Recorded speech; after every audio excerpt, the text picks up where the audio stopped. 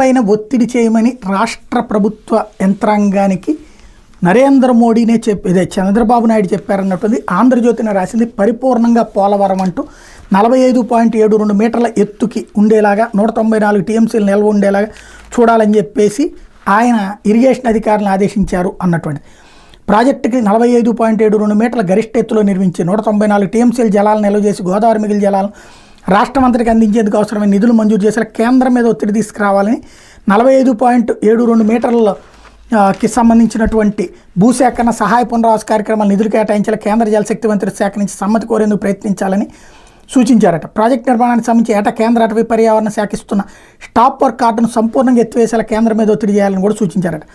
Polavaram project 41.15 మీటర్ల కాంటూర్లో నిర్మించేందుకు గత జగన్ ప్రభుత్వం అంగీకరించింది. దీనివల్ల 115 టీఎంసీలు మాత్రమే నిల్వ చేసే అవకాశం ఉంది. దీంతో పూర్తి స్థాయిలో ప్రాజెక్టును నిర్మించేందుకు కూటమి ప్రభుత్వం దృష్టి సారిస్తోంది అంటూ రాసుకొచ్చారు. ఇది ఇప్పుడు మొన్న చెప్పింది అదే. అంతకుముందు చంద్రబాబు నాయుడు ఇట్లాగా 41.15 మీటర్లకి 115 టీఎంసీలకే ఒప్పుకుని వచ్చాడు అని 2017లో ఒప్పుకుని వచ్చాడని వైఎస్ఆర్ కాంగ్రెస్ పార్టీ వాదించింది, సాక్షిలో రాసింది.